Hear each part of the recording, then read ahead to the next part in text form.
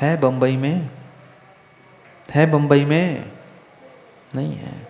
चाहे तुम बंबई में रहो, चाहे तीर्थ क्षेत्र में रहो, चाहे यहाँ मोराजी सागर में रहो, अगर चित्त व्यग्र है तो कहीं सुख शांति नहीं है। यहाँ बैठे बैठे भी, प्रभु के सामने बैठे, तीर्थ क्षेत्र में बैठे, शिखर जी जैसे शाश्वत तीर्थराज में भी बैठकर अगर घर की चाबियां याद आ रही श्रेणिक दादा को फ्लैट की, तो फ्लैट हो गया तुम्हारा पुण्य, क्योंकि तुम्हारा चित्त व्यग्र है। जो अपने आप में व्यग्र है, उन विषय कषायों से जिसका चित्त उग्र है, वह कभी भी सुख शांति को प्राप्त नहीं कर सकता। यही तो जीव नहीं समझ पा रहा है। बैठा प्रभु के सामने है, तीर्थ क्षेत्र पर घंटों घंटों नहीं, कई बार शिखर जी की, अशोक जी यात्रा की होगी की, पर वहां पहुंचकर यहां से तो जाते समय यही दृष्टि थी, कब पहुंचूं कब पहुंचूं कब पहुंचूं, और वहां पहुंचने पर तुरंत रिटर्न की टिकट बना लो, 4 दिन बाद जाना है, फिर रिजर्वेशन मिली नहीं मिले। अब वहां पहुंचा है, वहां बेचारे को शांति नहीं, वहां का आनंद नहीं लूट पा रहा है। मैं शिखर जी में आया हूं, शाश्वत तीर्थराज में आया हूं, वहां क्या खोज रहा है? वापसी की टिकट। कितनी बड़ी भूल। और जब तक ऐसी हमारी पापों के प्रति, विषय कषायों के प्रति व्यग्रता बनी रहेगी, संक्लिष्टता बनी रहेगी, तब तक चित्त में शांति नहीं है, और चित्त की शांति के अभाव में ध्यान हो नहीं सकता।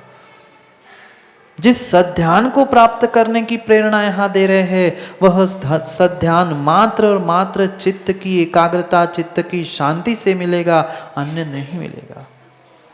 क्यों नहीं मन लग रहा? पूछ रहे थे एक दिन अशोक जी, पूछ रहे थे ना, बहुत सारे जीव वो सम्यक समाधान में भी पूछते हैं कि महाराज जी मन इतना चंचल क्यों है, कैसे मन को एकाग्र करे? मन को एकाग्र करने के पीछे बाहर के सभी ग्रहों को छोड़ना होगा, तभी तुम्हारा व्यग्र मन एकाग्र होगा। ये जो हमारे कषायों से हम जो उग्र हो रहे हैं, विषयों में हम व्यग्र हो रहे हैं, ये व्यग्र और उग्र के कारण से पर को जो ग्रह हमने मान के रखा है, चाहे वह परिग्रह धन रूपी परिग्रह हो, चाहे ये सगे संबंधियों के रूपी परिग्रह हो, वह जब तक ग्रह है तब तक एकाग्र नहीं है। नहीं है, कभी तो हमें उस सब बोझ को उतार के रखना पड़ेगा। कितना बड़ा बोझ सर पे रखा है, कितना बड़ा बोझ हमने सर पे रखा है। कोई बोझ बाहर से नहीं दिखेगा, सबके दिमाग देख लेना, किसी के भी सर पे कोई बोझ नहीं है, पर मन में कितना बोझ है, भावों में, परिणामों में कितना बोझ है, विचार करना होगा। लंबे समय सर पे रखा हुआ बोझ तुम्हारी वह रीढ़ की हड्डी को भी, देखो ना जाके, रीढ़ की हड्डियों को भी तोड़ने के लिए काफी है। फिर तुमने मन पे जो बोझ लेके रखा है, वह जब तक रहेगा, तुम्हारे पूरे दर्शन ज्ञान चारित्र रूपी उस जो मोक्ष मार्ग की रीढ़ की हड्डी है, उसे तोड़ने के लिए काफी है। चाहे साधु बने हो, चाहे श्रावक बने हो, चाहे साधु बनना हो, चाहे श्रावक बनना हो, अगर तुम्हारे मन में किसी भी प्रकार की कटुता, किसी भी प्रकार की व्यग्रता, उग्रता है, तो तुम्हारे पास एकाग्रता हो नहीं सकती, नहीं हो सकती एकाग्रता। और एकाग्रता नहीं है तो वह ध्यान नहीं है, और ध्यान की सिद्धि भी संभव नहीं है। ध्यान की आवश्यकता है, ध्यान की आवश्यकता है, पर मां कौन सा ध्यान? कौन सा ध्यान? नरक ले जाने वाला? क्योंकि ये भी निर्णय करना होगा, ध्यान नरक भी ले जाता है और ध्यान मोक्ष भी ले जाता है। अभी तक भले ही एक बात सुनी हो कि मोक्ष ले जाने वाला, कल्याण कराने वाला ध्यान है, मात्र वो ध्यान नहीं है। आप भी तो ध्यान करते हो, नहीं करते? अभी अभी दुकान जाओगे, जाओगे नहीं जाओगे संजय भाई? आप भी जाओगे, सब लोग जाएंगे, और वहां जाके भी तो ध्यान करने बैठोगे। क्यों माताओं, आप लोग नहीं करते किचकिच में ध्यान, मतलब किचन में ध्यान? वहां भी ध्यान, यहां भी ध्यान, सब जगह ध्यान ही ध्यान है। पर ये पक्का है, एक ध्यान तुम्हें दुर्गति में ले जाने वाला है, और एक ध्यान तुम्हें सब गतियों से वह पंचम गति ले जाने वाला। दोनों में एकाग्रता है। ऐसा बिल्कुल बिल्कुल मत सोच लेना कि वह मात्र धर्म ध्यान में ही, मोक्ष जाने में ही एकाग्रता की आवश्यकता है। कितना कितना वह पापी युवा जब विषय कषायों से, काम वासनाओं से भरा होता है, रास्ते से चलते चलते जाके सामने उस गाड़ी से, ट्रक से टकरा जाता है, देख किसे रहता है? देखता किसी और को है, उसके प्रति मन लगा होता है, वहां मन की एकाग्रता है, जाके गाड़ी को भी ठोक देता है। फिर होश आता है, मैं कहाँ पहुंचा। जब होश आता है तब तक बेचारा अस्पताल में होता है या फिर पता नहीं अगली कोई पर्याय में होता है। जब इतनी इतनी तुमने एकाग्रता से पापों का ध्यान किया था, तुम्हें वह वस्तु प्राप्त होने की संभावना थी, तो ऐसे हम अपने भीतर के परमात्मा का ध्यान क्यों नहीं करना जानते? कितनी कितनी अशोक जी एकाग्रता से तुम पापों का ध्यान करते हो। यहां बैठे बैठे दुकान है ना आपकी? दुकान है ना आपकी? किसकी दुकान है? बोलो ना। आपकी दुकान है तो दुकान में क्या बेचते हैं? जो भी सामग्री बेचते हैं वह सामग्री यहां बैठे बैठे बता सकते? यहां बैठे बैठे बता सकते हैं कि कौन सी सामग्री कहाँ रखी है? माताओं से यहां पूछ ले मसाले के डिब्बे कहाँ रखा है, कौन से मसाले के डिब्बे में कौन सी चम्मच है, नहीं बताओगे ना? जब इन विषयों से, इसके ध्यान से हमारा दिमाग भरा है, मन भरा है, वह सद्ध्यान आएगा कहां से? पहले स्लेट को खाली तो कर लो, पहले मन को खाली तो कर लो, पहले दुर्ध्यान से बचो तो, तब तो सद्ध्यान प्रारंभ होगा। आंख बंद करके भी माँ, घर में लाइट भी नहीं हो, आंख भी पट्टी, कितनी भी मोटी काली पट्टी बांध ली जाए, पर आप आंख बंद होने पर, पट्टी होने पर, अंधेरे में भी किचन में कहां पर क्या रखा है खोल सकते कि नहीं डिब्बा? क्यों? क्योंकि दिलो दिमाग में हमारा बैठा है कि 4 कदम चलने पर ये आता है, इस हाथ पे ये है, सामने ये है। ये जितना दिमाग में बैठा है, ऐसा कभी हमारा स्वरूप, हमारे देवशास्त्र गुरु को हमने बिठाया? नहीं बिठाया, बिल्कुल बिल्कुल नहीं बिठाया। क्योंकि इतने संस्कार, इतनी एकाग्रता उन पापों में है। उस पापों की एकाग्रता ही हमारे लिए आर्द्र रौद्र ध्यान में परिणत कर रही है, और वह शुभ की एकाग्रता ही हमें धर्म, और शुद्ध की एकाग्रता ही हमें शुक्ल ध्यान में परिणत करेगी। पर उतनी एकाग्रता और उतनी उपेक्षा हमारे भीतर नहीं है। जहाँ जहाँ बाहर के पदार्थों से, बाहर के पुरुषों से, द्रव्यों से जहाँ जहाँ अपेक्षाएं हैं वहाँ दुख है, और जहाँ जहाँ उपेक्षाएं हैं वहाँ सुख है। घर परिवार में भी रहते रहते हमें कभी ना कभी मितेश भाई उन उपेक्षाओं को जीवन में उतारना होगा, सुखी होना है तो। अगर उनमें ही हम इन्वॉल्व होके उनमें ही जीते रहेंगे तो जीवन से कभी उभर नहीं सकते, और दुखों से तो बिल्कुल नहीं उभर सकते। क्योंकि ये संसार है, संसार में कर्म सबके नाना प्रकार के हैं, और किसी ना किसी कारण से कोई ना कोई दुखी है। उन दुखियों को देखकर हम दुखी होते रहेंगे तो हम सुखी कब होंगे? हमारा कल्याण कब होगा? इसके विषय में भी तो निर्णय करना होगा। इसलिए सर्वोत्कृष्ट सर्वोत्कृष्ट साधन है जो हमारी पापों में एकाग्रता थी, उन पापों की एकाग्रता को हटा दो। माँ, भोजन बनाते आप लोग? बोलो ना, बनाते आप लोग? कच्चा कि अच्छा? कच्चा? अच्छा भोजन बनाते हैं। माँ, भोजन बनाने के लिए जो सामग्री डिब्बे में रखी है, कोई शक्कर भी रखी है डिब्बे में भर के, और उसमें आपको दूसरी सामग्री रखनी है तो क्या करना पड़ेगा? क्या करना पड़ेगा? पहले पुरानी सामग्री अलग करनी पड़ेगी, फिर उसमें सामग्री भरनी पड़ेगी। जब एक डिब्बे में भरी हुई सामग्री में दूसरी सामग्री नहीं जा सकती, फिर इस मन में बैठी हुई जो पापों की सामग्री है उसको निकाले बिना वह तुम्हारी, वह सद्ध्यान की, संसार के मुक्ति की वह सामग्री भीतर पहुंचेगी कैसे? क्योंकि ये पक्का है, एक म्यान में एक ही तलवार रहती है, 2 तलवार रह नहीं सकती। एक तो आर्द्र रौद्र ध्यान रूपी दुर्ध्यान होगा, या फिर धर्म शुक्ल रूपी सद ध्यान होगा।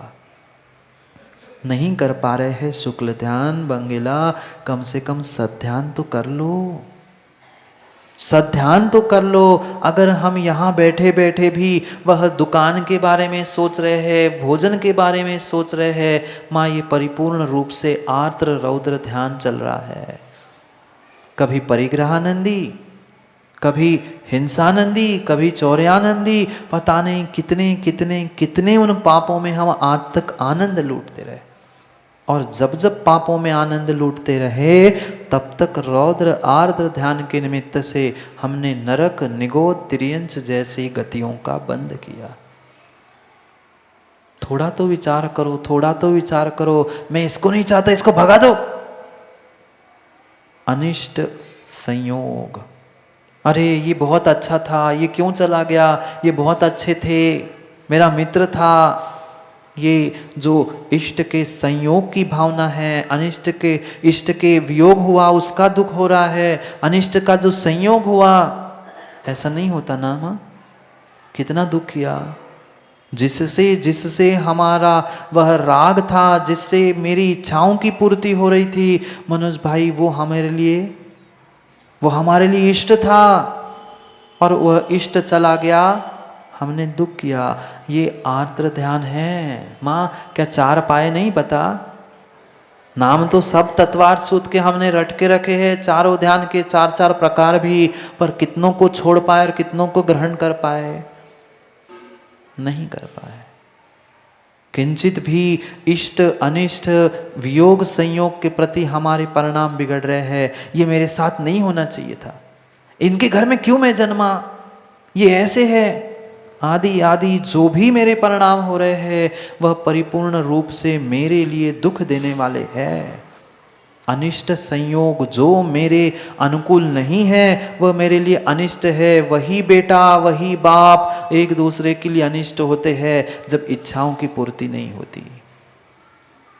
ऐसा ही है, ऐसा ही है। जब तक हमारी इच्छाओं की पूर्ति हो रही है माँ, तब तक माँ बहन भाई बेटा पुत्र पति पत्नी ये सब संबंध होते। इतना ही नहीं, पंचम काल में तो भगवान गुरु आदि के भी संबंध तब तक है जब तक हमारे राग की और हमारे परिपूर्ण रूप से इच्छाओं की पुष्टि हो रही है।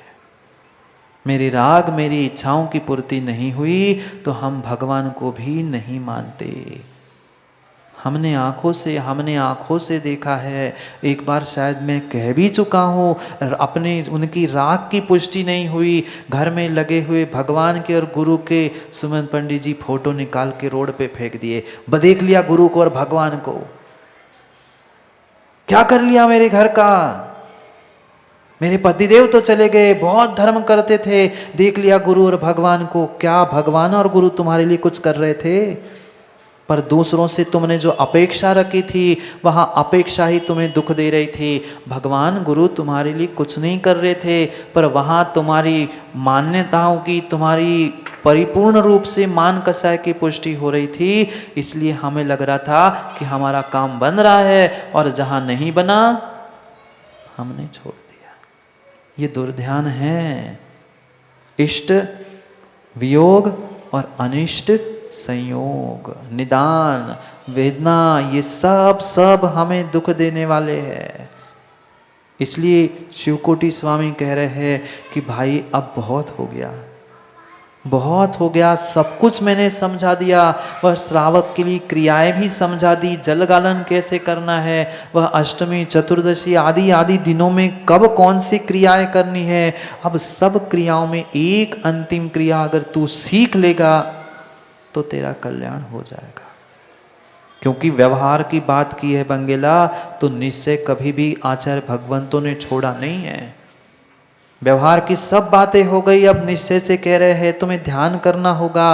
अंतिम कोई तप सर्वोत्कृष्ट है तो उसका नाम वह ध्यान है। कितने ही बहिरंग तपस्या कर लेना, बहिरंग उपाय बहिरंग सब साधन कर लेना, पर अंतरंग तप में उत्कृष्ट तप ध्यान नहीं है तो कर्मों की निर्जरा नहीं है। संवर और निर्जरा करने के लिए अगर कोई सर्वोत्कृष्ट साधन है तो वह है धर्म और शुक्ल ध्यान, आर्द्र रौद्र नहीं। आर्द्र रौद्र ध्यान से ही तो मेंढक बना, याद है? कौन मेंढक? कौन मेंढक? आर्द्र रौद्र ध्यान से वह नागदत्त सेठ मेंढक बना। बैठा तो सामायिकी करने, ध्यान ही करने बैठा था, पर संकल्प लेके बैठा था जब तक ये दीपक की ज्योति जल रही है तब तक मैं ध्यान सामायिक करूंगा, और जब वह समाप्त होगी मैं अपने ध्यान और सामायिक को भी छोड़ दूंगा। बैठा था, 1 घंटा हो गया, और जैसे ही बुझने को हुआ पत्नी को लगा कि हो ना हो विघ्न आ जाएगा, धीरे से जाके उसने दीपक में घी डाल दिया। उसने ध्यान तो चल रहा था पहले, पर जैसे ही घी डाला, गर्मी के दिन थे, सोच रहा था जल्दी से उठो और पानी पी लूं, पानी पी लूं, पानी पी लूं, पर उतने में घी डाल दिया। भगवान के सामने था, कायत्सर करके संकल्प किया था जब तक बुझेगा नहीं तब तक उठूंगा नहीं। घी डाल दिया, परिणामों में वो घी डालते दीपक तो बाद में वह प्रज्वलित हुआ, भीतर तनक सी गुस्सा आई गई। फिर भी उसने थोड़ा सा संभाल लिया कि ठीक है अब और 1 आध घंटा चला लूंगा।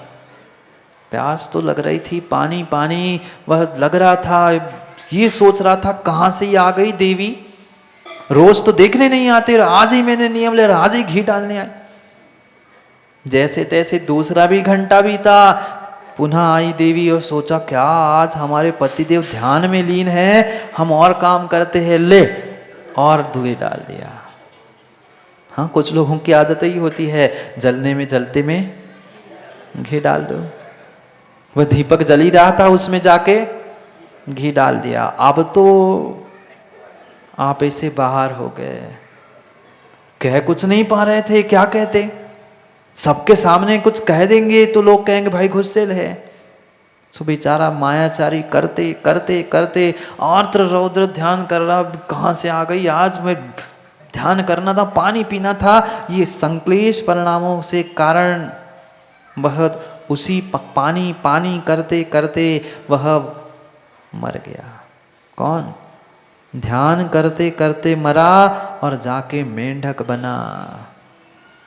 मेंढक बना क्यों? मायाचारी के साथ धर्म कर रहा था ना, मायाचारी कर रहा था, मायाचारी कर रहा था, ढोंग कर रहा था कि मैं धर्मात्मा हूं, दुनिया को ना दिखाई दे, इसलिए भीतर तो तीव्र कषाय थी,